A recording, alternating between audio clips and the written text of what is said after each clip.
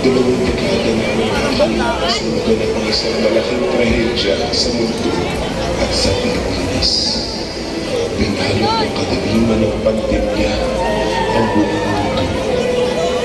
Isa sa mga biktima nito ay ang aking mga magulang na sa aking paglaki ay bahagi nila ang kanilang kalunos-lunos na karanasan sa bansa. Kaya halika, samahan mo ako. Balikan natin ang taong 2020 na pahirap sa mga Pilipino. Visayas at Mindanao. Mahigit 5,000 na ang mga pamilyang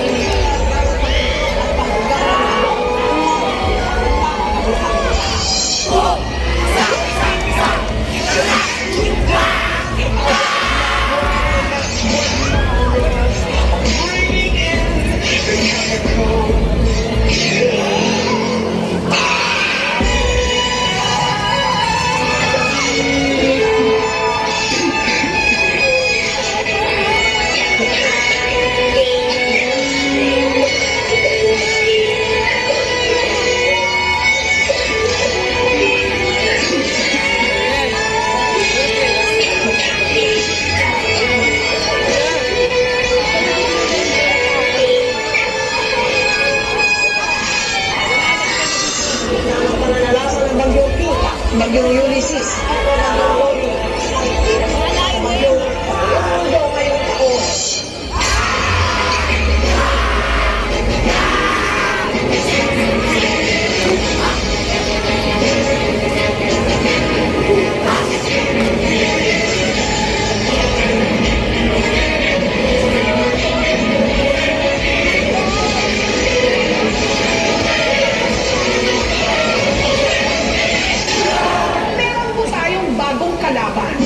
Ito ang coronavirus.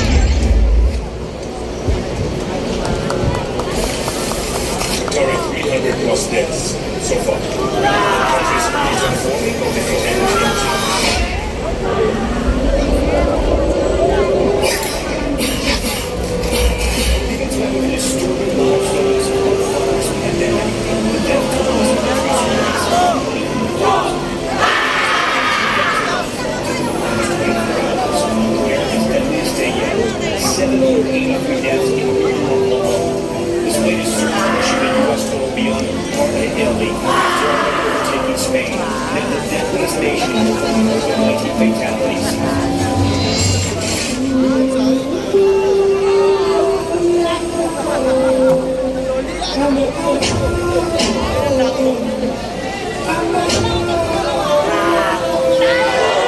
Sometimes I am under the moon. I thank God I'm breathing.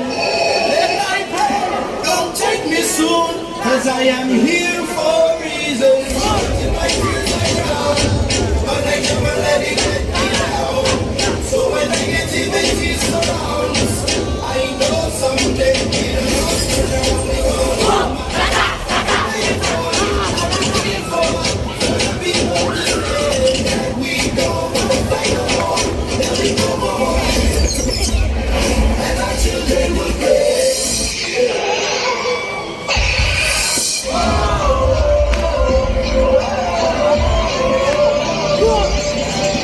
Give me freedom, give me fire, give me reason, take me higher. Be the champion, take the field. Unified. Nilago ng pandemya ang pamamaraan. Walang halamang klase, kundi online. Modular ang mga leksyon, hindi ay sa radyo at telebisyon. Pasensya na po kayo. Hindi po ako makakapasok sa online class natin. Wala po kasi kaming internet sa bahay. Sa totoo lang, wala rin po kaming bahay. Namamupaalam po kami. Noong nag-lockdown po kasi, nawalan kami ng pambayad. Pero hindi po sila makaintindi. Wala rin po akong cellphone, ma'am. Ang meron lang po ako ay yung mga librong pinauwi nyo sa amin. Nasa anong pagina na po kayo? Ma'am, sasagutan ko na lang po lahat para lang sigurado ako na hindi mahuhuli. Hindi na po magre-resist kasi wala rin namang pambili.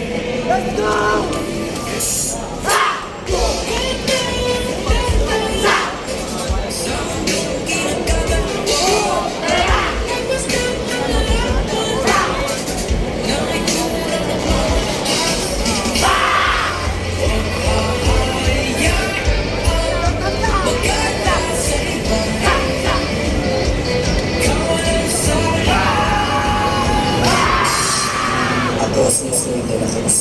Labing walo na taon. Isang chismis sa sarili proseso. Hindi ko ginawa sa business. Dahil sa medyo hindi natapos kasos, sariling buhay ko na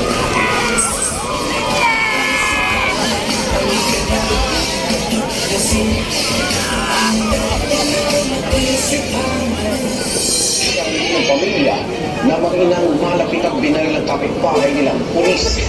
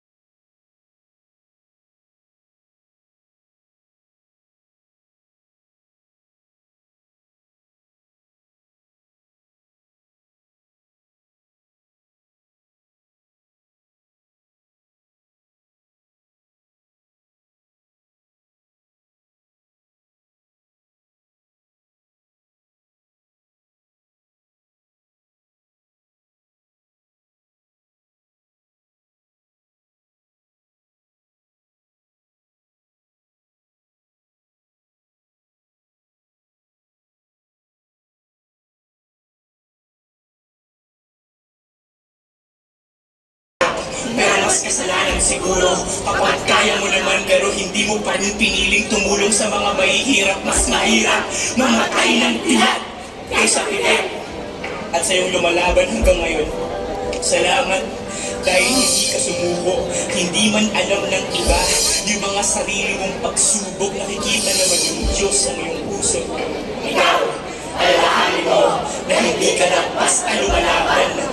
Nagtatanim ka rin ngayon ng kwento ng katapangan na bukas pwedeng anihin ng kabataan. Pilipinas! Tayo! Pilipino tayo!